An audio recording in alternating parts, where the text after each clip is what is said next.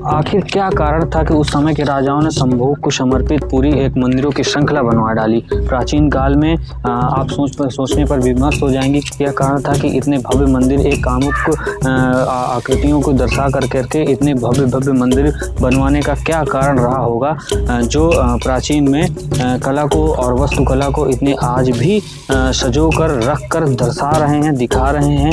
इनका आज तक तो कोई उचित उल्लेख नहीं मिल रहा कि ऐसा क्यों किया गया, कि हालांकि केवल खजुराहो के मंदिरों में ही मुझे अभी ऐसा देखने को मिलता है कि ऐसी आकृतियां यहाँ पर छपी हुई हैं।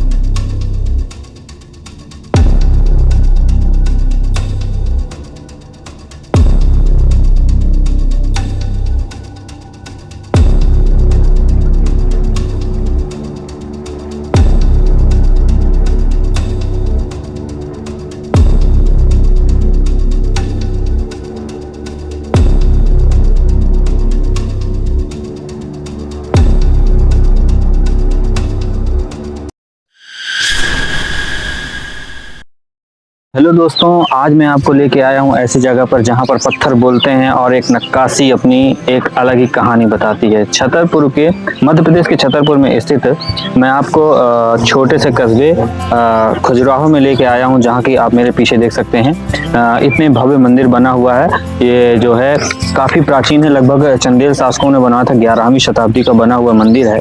और आज हम इसके एक एक नक्काशी की और अंदर जाके गर्भगृह के में स्थित भगवान शिव को जो समर्पित मंदिर है और भगवान शिवलिंग जो अंदर विराजमान है उनके आपको दर्शन करवाएंगे। और गर्भगृह में क्या क्या है वहाँ पे और इसकी क्या क्या नक्काशियाँ हैं और इसके विषय में पूरी जानकारी देंगे। इसके बाद इसके पीछे चित्रगुप्त मंदिर और लक्ष्मण मंदिर और कई मंदिर हैं जिनको हम एक साथ आपको विजिट करवाएंगे। तो शिवम पब्लिक ब्लॉग में आपका स्वागत है। और अगर आप ऐसी ही जानकारी चाहते हो और अगर आप खजुराहो को विजिट करना चाहेंगे तो ये जो वीडियो मेरी आपको बहुत इन्फॉर्मेटिव होने वाली है। इसमें आप देखेंगे कि किस तरीके से आप खजुराहो का बजट बना सकते हैं, किस तरीके से आप यहाँ पर आ सकते हैं, यहाँ पर खाने से पीने तक का खर्चा आपका कितना हो सकता है, आने जाने का कितना, आप अगर कपल में आते हैं या दोस्तों के साथ आते हैं, किस मौसम में आना चाहिए, किस महीने में आना चाहिए, सब चीज़ों की इन्फॉर्मेशन हम आपको देंगे। और आइए चलकर अंदर चलते हैं और गर्भगृह और बाहर की इस तस्वीरों को देखते हैं कि किस तरीके से बनाई गई और गर्भगृह में इसकी क्या बनावट है। जैसे कि देख सकते हैं आप कितना विशाल मंदिर है और ये यहाँ का सबसे ऊंचा मंदिर है। और चलिए अंदर चल के इसके गर्भगृह को देखते हैं। और यहाँ पर देख सकते हैं कि आप फॉरेनर भी लोग कितने लोग आ रहे हैं। और ये तो आज तो बहुत कम भीड़ है यहाँ पे, हालांकि जैसे देख सकते हैं, लेकिन यहाँ पे शिवरात्रि के टाइम पे बहुत ज़्यादा भीड़ होती है। चलिए अंदर चल के देखते हैं नज़ारा।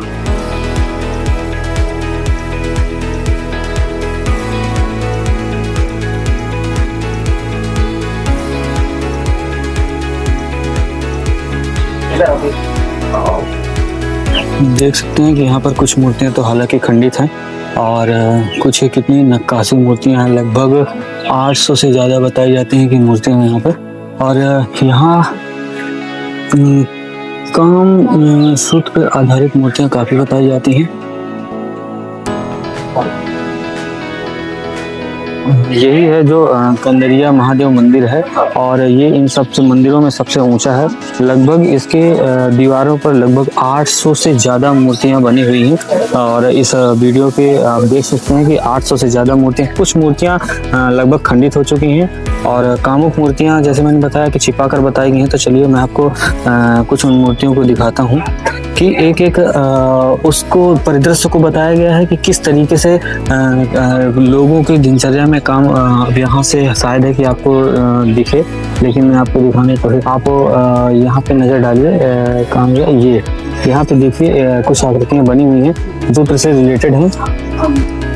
मेरे पीछे आप देख सकते हैं इन मंदिरों को लगभग चंदेल वंश के शासकों ने लगभग 950 से 1050 ईस्वी के बीच बनवाया था।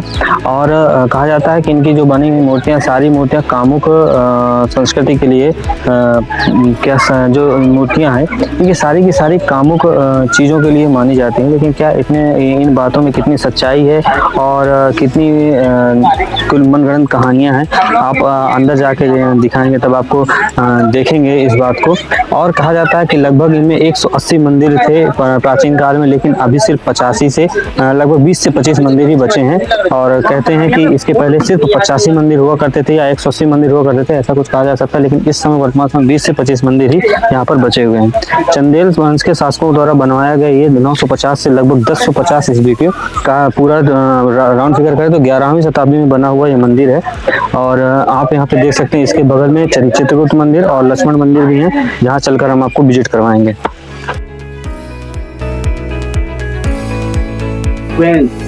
दोनों तरफ दो तांत्रिक हैं या टीचर्स हैं, इनको स्किप कर दीजिए। तीनों जो कपल्स हैं वो दिखाया गया beginning, middle, in beginning position दोनों की बॉडी, दोनों के फेसेस, दोनों के फीट बीच में दोनों एक हो रहे हैं और लास्ट में डिस्चार्ज हो रही तो उसकी थाई पे और नर्व से रेसेस देखिए आप, नर्व सिस्टम आप देखिए इस वाले जब एनर्जी डिस्चार्ज हो रही है। शुरुआत की स्थिति body strong, middle time more strong and last जब बॉडी फुल ऑफ एनर्जी होती है तो ये चेहरे देखिए, जब एनर्जी डिस्चार्ज हो जाती है ये चेहरे अभी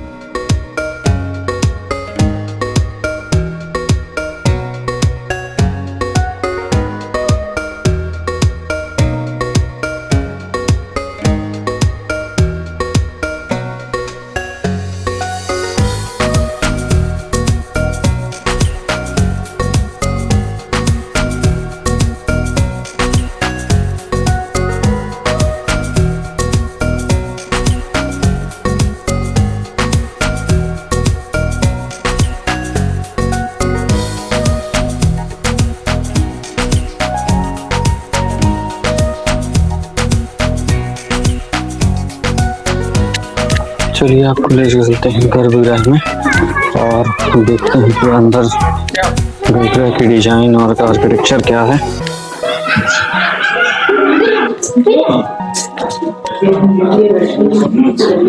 जब करिए की समाधि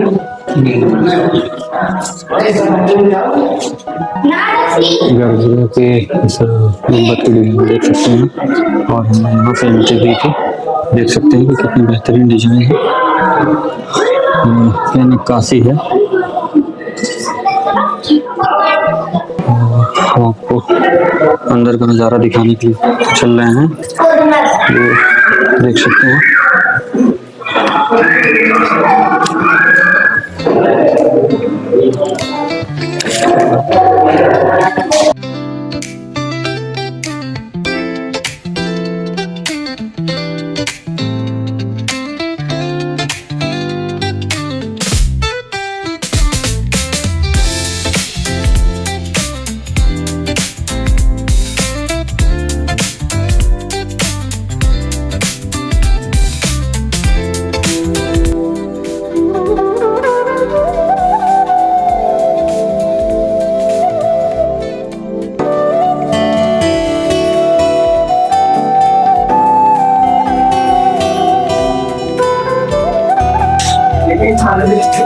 देख सकते हैं कि ये पूरी प्राचीन है और कुछ मूर्तियां यहाँ पे टूटी हुई हैं और काफी ठंडक भी है यहाँ पे।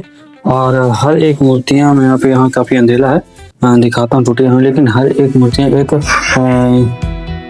केवल काम और काफी अपने उस समय के बारे में जताती कि काम सूत्र और उस समय की दिनचर्या और काफी उस समय की चीज़ों को बयां करती है। हालांकि कहते हैं कि यहाँ पे सिर्फ ये जो मूर्तियाँ सिर्फ कामसूत्र पर आधारित है, लेकिन ऐसा नहीं कहा जा सकता है। हर एक मूर्ति अपने आप में एक उस समय के अलग ही सांस्कृतिक को बयां करती है कि उस समय का चलचित्र कैसा था और क्या लोगों की क्रियाकलापें थी।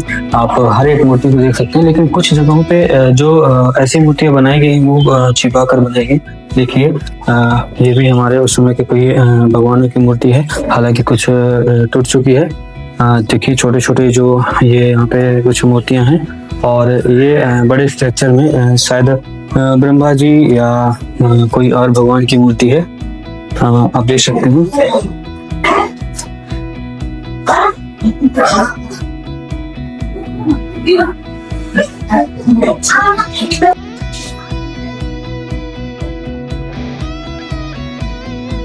ये मंदिर हिंदू जैन धर्म के लिए एक प्रमुख संगम माना जाता है और यहाँ की कलाकृतियाँ एक विशेष रूप को दर्शाती हैं। आप इन कलाकृतियों को देख सकते हैं कि इस नृत्य करते हुए और सांस्कृतिक परिदृश्य को सजे हुए हैं। लेकिन कुछ ऐसे दृश्य बनाए गए हैं जैसे कि कामुक रूप के जो दृश्य बनाए गए हैं वो कुछ आकृतियों को छिपाकर बनाया गया है। इसके पीछे दीवार पे जो मूर्तियां बनाई गई हैं कामुक रूप के लिए वो कुछ छिपाकर बनाई गई हैं। मंदिर के बगल में आते हैं लक्ष्मण मंदिर में जो अपनी नक्काशी के लिए जाना जाता है और बाहर से भी इसकी आप देख सकते हैं चित्रकारी और नक्काशियां पत्थरों पर बनी हुई डिजाइन और इसके भी गर्भगृह को आपको हम दिखाते हैं चल के। हालांकि सारे मंदिरों की डिजाइन एक समय मिलती जुलती है और इसके भी गर्भगृह की सेम वही डिजाइन है वो वहाँ के गर्भगृह की थी। आप देख लीजिए और यहाँ से अंदर जाते हुए यहीं पे एक वेदिका मिलती है जहाँ पे हवन आदि होता होगा।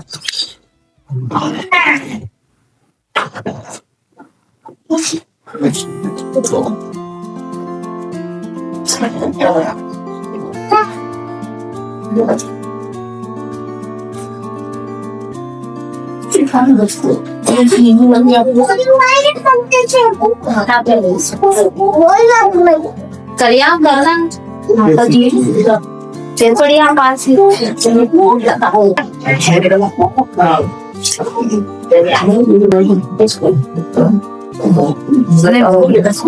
लक्ष्मण मंदिर के बाद इसी के जस्ट साइड में आप देख सकते हैं वहाँ पे है चित्रगुप्त मंदिर। हम चल के उसको भी देखते हैं। हालांकि बीच में पूरा यहाँ पे पार्क जैसे कि पार्क बना हुआ है और काफी भव्य नजारा है। ये चीजें लाइटें आप देख सकते हैं। यहाँ पे शाम के टाइम में लेजर शो भी होता है और दूर से हम एक बार आपको बृहदेश्वर मंदिर की नजर और दिखाते हैं कि कितना सुंदर दिखता है। लोग सोचते हैं कि यहाँ पर जो बृहदेश्वर मंदिर और खजुराहो में जो ये मंदिर है तो यहाँ पर जो छोटी छोटी बनी मूर्तियां दीवालों पर या मंदिर के दीवालों पर ये सिर्फ कामुक मूर्तियां हैं, कामुक सूत्र को ही दर्शाती हैं। लेकिन ऐसा नहीं है। ये मूर्तियां सिर्फ कामुक सूत्र को दर्शाती नहीं, ये मात्र और मात्र इस संस्कृति का 1% हिस्सा ही बयां करती हैं कि कामसूत्र के बारे में। हालांकि और जितनी भी मूर्तियां हैं उस समय की संस्कृति के बारे में बताती हैं, दिनचर्या के बारे में बताती हैं, उस लोगों की उस समय के लोगों की कैसा रहन सहन था उस बारे में बताती हैं। तो ऐसा एक विमत भी है कि लोग कहते हैं कि यहाँ की जितनी भी मूर्तियां हैं दीवालों में सिर्फ कामसूत्र के बारे में बताती हैं। तो ऐसा नहीं माना जा सकता, ना पूर्ण रूप से ऐसी बातें कही जा सकती हैं। मेरे पीछे है लक्ष्मण मंदिर जो भगवान कृष्ण जी को समर्पित है और यहाँ पर जो है भगवान विष्णु के कई अवतारों को दर्शन मिलते हैं। अंदर जाके गर्भगृह को मैं आपको दिखा ही चुका हूँ और गर्भगृह के गुम्बद की एंट्री गेट की सेम डिजाइन सभी मंदिरों की एक ही है। और मैं आपको अभी चल करके चित्रगुप्त मंदिर दिखाने की कोशिश करूंगा। उसके बाद यहाँ पर लगभग और जो मंदिर है उनको जो है मैं आपको विजिट करके दिखाऊंगा।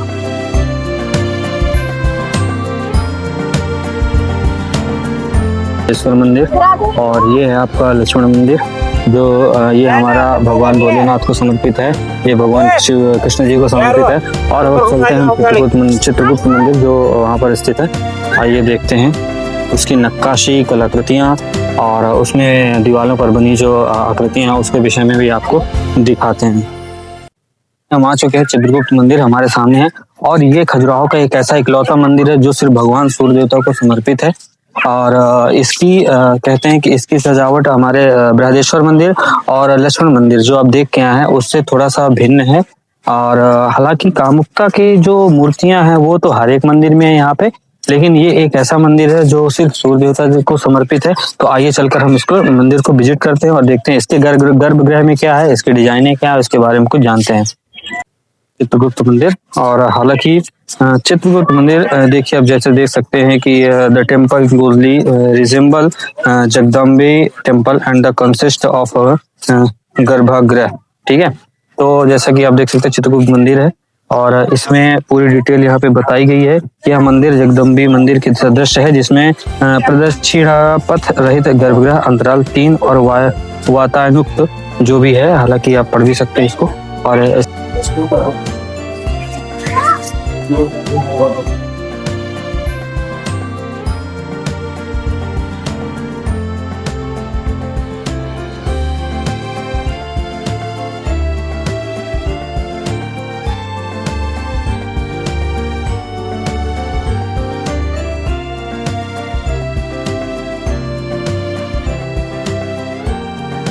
सूर्य देवता को समर्पित मंदिर है।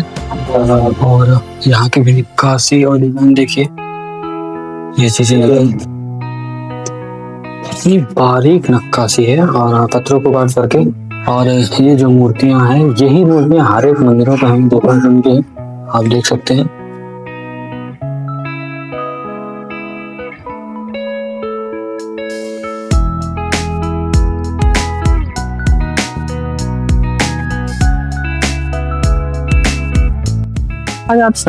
कहा जाता है कि इन मंदिरों का निर्माण चंदेल वंश के संस्थापक ने 950 ईस्वी से लगभग 1050 ईस्वी में करवाया था। लेकिन पौराणिक कथाओं के अनुसार इन मंदिरों का नींव जो रखी थी वो चंदेल वंश के संस्थापक जो थे चंद्रवर्मन ने इन मंदिरों की नींव रखी थी। ये एक पौराणिक कथा कही जाती है। तो क्या दोस्तों आप जानते हैं कि इसका नाम खजुराहो कैसे पड़ा? प्राचीन काल में कहते हैं कि इसका नाम खजुरवाहका के नाम से था। और इस समय कहा जाता है कि मंदिर के जो मंदिर परिसर का जो 2 गेट थे, गेट के पास 2 खजूर के बृहद वृक्ष रहते थे। स्वर्ण वृक्षों के नाम पर ही इसका नाम फिर खजुराहो रखा गया। पहले इसका नाम खजुरवाहका के नाम से प्रसिद्ध था।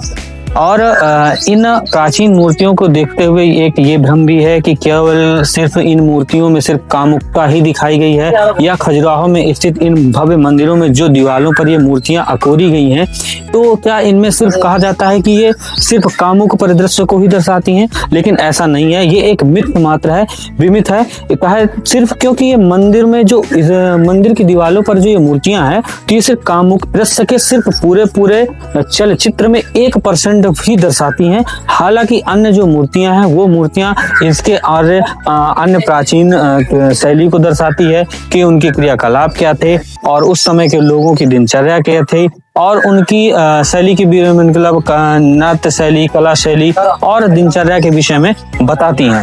लेकिन कहते हैं तो ये तो विमत ही हुआ कि पूरी मूर्तियां सिर्फ कामुक दृश्य पे हैं, तो इसको पूरी तरह से मानना उचित नहीं होगा। तो दोस्तों अगर आप खजुराहो को विजिट करना चाहते हैं तो कौन सा महीना यहाँ पर सबसे बेहतर रहेगा? तो अक्टूबर से मार्च का महीना सबसे बेस्ट रहेगा इसको विजिट करने के लिए, जहाँ पर थोड़ा सा गर्मी का, हालांकि मार्च में तो लास्ट मार्च में आते तो गर्मी ज़्यादा हो सकती है, लेकिन स्टार्टिंग मार्च में और अक्टूबर से मार्च के बीच में यहाँ आना बहुत ही अच्छा रहेगा। खजुराहो एक केवल टूरिस्ट प्लेस नहीं है, यह हमारे ऐतिहासिक धरोहर है और एक सांस्कृतिक विरासत है जिसको हम सजो कर रखना हमारा भी कर्तव्य बनता है। हालांकि ऐसा नहीं कि पुरातत्व सर्वेक्षण के अंतर्गत चला गया है तो सिर्फ उसके पूरा आर्कोलॉजी डिपार्टमेंट की ही जिम्मेदारियां बनती हैं कि इसको जो है अच्छे से रखा जाए। यह एक आम आदमी का भी कर्तव्य बनता है और इसको सजो के रखना और व्यवस्थित रूप से हमारी एक ऐतिहासिक धरोहर के रूप में बना के रखना, ये एक हमारी भी जिम्मेदारी बनती है और हर एक नागरिक की जिम्मेदारी है। दोस्तों आप देख सकते हैं कि वीडियो थोड़ा ज़्यादा लंबी जा रही थी, इस वजह से मैं आपको इसके नेक्स्ट मंदिरों को दूसरे पार्ट में विजिट करवाऊंगा। और मैं आपको वेस्टर्न टेम्पल विजिट करवा चुका हूं और इसके बाद जितने भी मंदिर बचे हुए हैं मैं आपको नेक्स्ट पार्ट में ज़रूर से ज़रूर विजिट करवाऊंगा। और इसके बाद हम आपको दिखाते हैं कि यहाँ कम बजट में किस तरीके से आया जा सकता है और कितने समय में आएँ और यहाँ पे आने की सुविधाएँ क्या क्या हैं, होटल कैसे आप ले सकते हैं और कितना बजट आपका जाएगा। उन मंदिरों को घूम के हम आए हैं और इन मंदिरों को जो आप सामने देख रहे हैं इनको हम बाद में विजिट करेंगे। तो चलिए देखते हैं कि आप कैसे यहाँ तक आ सकते हैं। आप सबसे पहले खजुराहो स्टेशन के माध्यम से पहुँच करके और वहाँ से सीधे वहाँ हवाई अड्डा भी है, आप बाई फ्लाइट भी वहाँ आ सकते हैं। हालांकि दिल्ली से यहाँ तक की फ्लाइट सुविधा हो गई है। अब बाई ट्रेन आने के बाद ट्रेन से सीधे खजुराहो स्टेशन उतरते हैं। यहाँ से खजुराहो स्टेशन से ऑटो पकड़िए, ऑटो से सीधे आप पहुंच सकते हैं कि ये वेस्टर्न टेम्पल के चौराहे पे, और ये यहाँ आ करके आप जो है सिर्फ मात्र वहाँ से से 20 रुपए में आकर के पर पर्सन का किराया है और यहाँ आकर के आप आराम से टिकट लेकर के अंदर से विजिट कर सकते हैं। यहाँ आप होटलों में खाना खाने के लिए मात्र 80 रुपए से आपको प्रॉपर थाली मिल जाएगी, जिसमें 80, 50 और 150 रुपए की डिलक्स थाली तक अवेलेबल है। आप यहाँ आराम से इतने कम बजट में भी खाना खा सकते हैं और ऊपर रेस्टोरेंट की सुविधाएं ठीक ठाक हैं। आप देख सकते हैं कि हम इस रेस्टोरेंट में जाकर के हमने विजिट किया है। हालांकि ठीक ही यहाँ की जो सुविधाएं हैं, प्रॉपर 150 रुपए में पर पर्सन के लिए अच्छा ही भोजन मिला है हमको। और इसके बाद आप यहाँ पर अगर आते हैं तो रेंट में बाइक और गाड़ियाँ भी मिल जाती हैं, देख सकते हैं बोर्ड में लिखा भी है। और अगर वीडियो पसंद आई हो तो लाइक, कमेंट और सब्सक्राइब जरूर करें।